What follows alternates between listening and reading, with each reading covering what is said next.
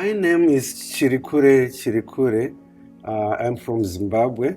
I live in the capital city, Harare, but my home area is in Gutu, 7 hours away from the capital city. I am a writer, a poet, performance poet. I also worked as a publisher, so I'm a publisher, I think, professionally. But I also run a literature festival in Harare called LitFest Harare. We have been running it for 7 years now. With the support of the APIF, we are setting up a community library and information resource center in my village in Gutu, the southern part of Zimbabwe. And it's meant to benefit a community which is about 800 students enrolled at the moment in the school nearest to the center, and several hundreds of school leavers and adults. And we hope also to scale up the project. And we've been talking with colleagues and friends from the IPF in terms of how best we can scale so that at least we can also move the concept to other communities around my home area. So basically, that's what we are doing, and we are so grateful for this opportunity.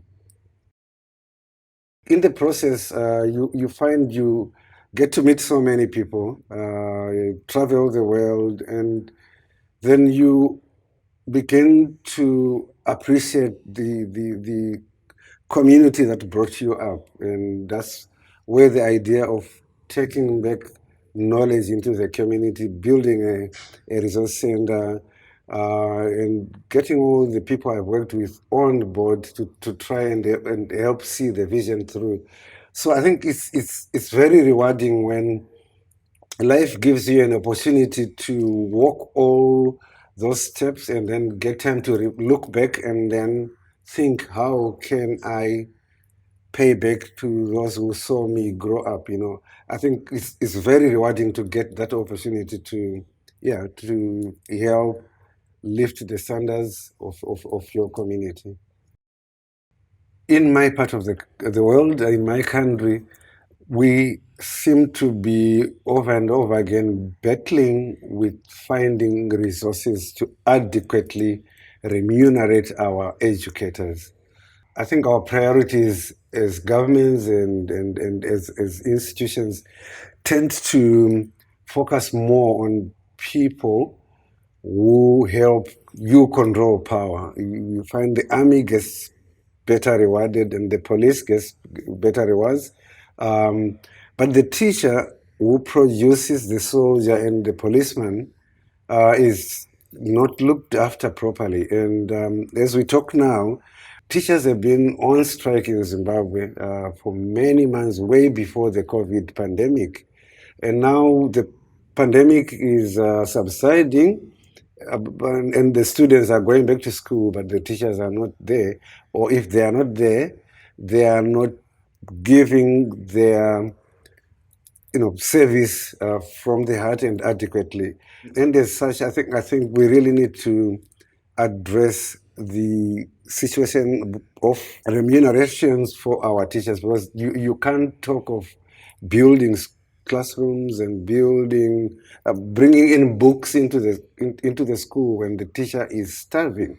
So I think that's my major concern, and mainly also because I am an educationist as well, and I come from a family of teachers.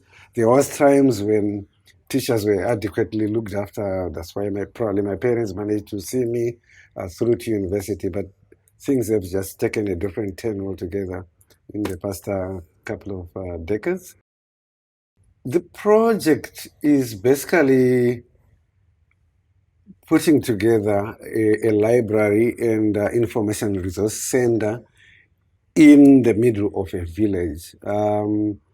It's an old family rural shop which we decided we could turn into a community center. And it's an idea which came into me, and my parents are still alive.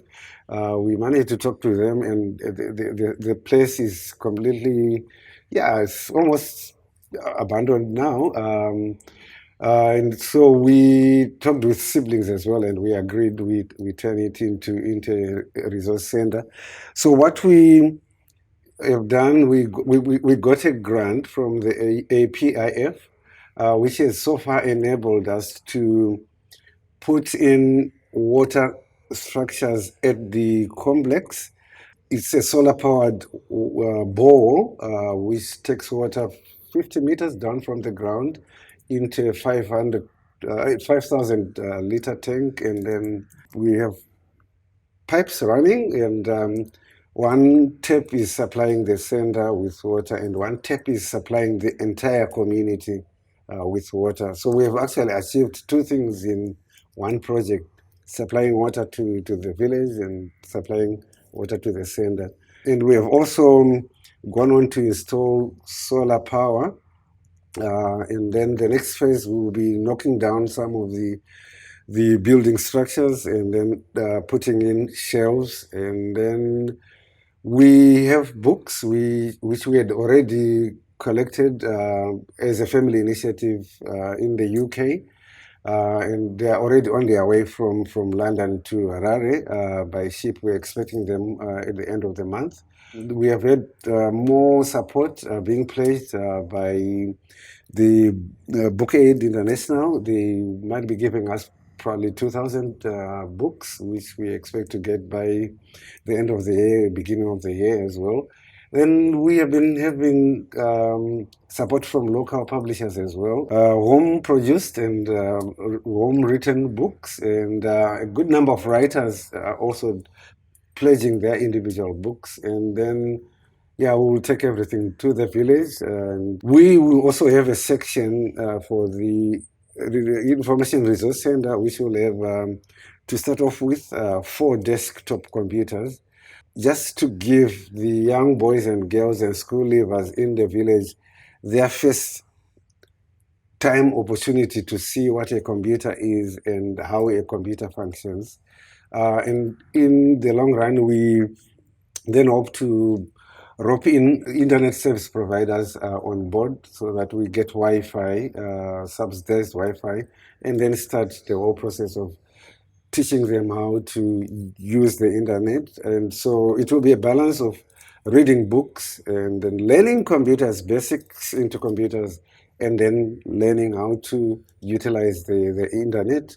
And this all came as a realization of the school results, all the schools around the community.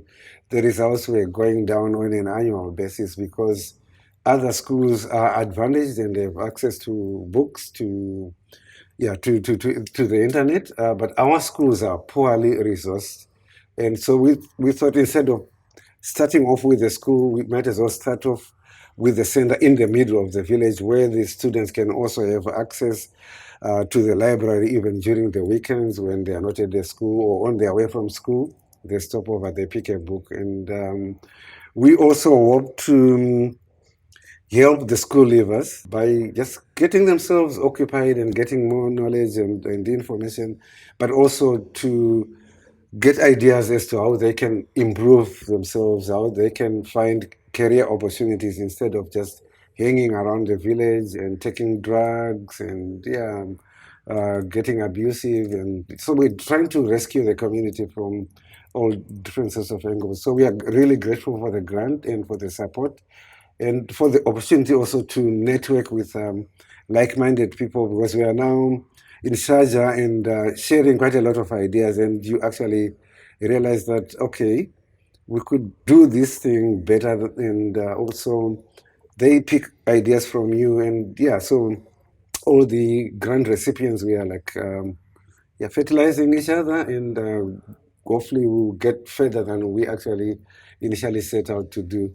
And like I said in my proverb, kuziza kuperi, we are always learning, and probably when we meet next time, the project will be taking so many different dimensions altogether. So I would want to see every young boy and girl walking in the street or sitting in the bus holding a book in one hand and a mobile phone on another, and learn to balance between the written word and the performed word, or the technical gadget, and also learn to also have the traditions and customs coming in between as the bridge between those two forms of knowledge and information, and for the younger generations to also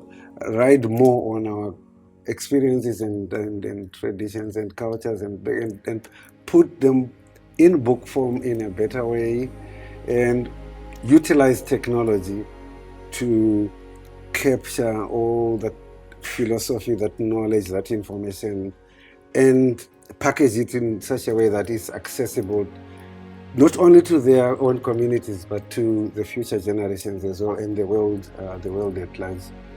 That's my dream, and I think in a lot of ways you have those kind of things happening, we'll have more peace in the world. I think you begin to respect each other and understand each other if you can balance basic sources of information that way.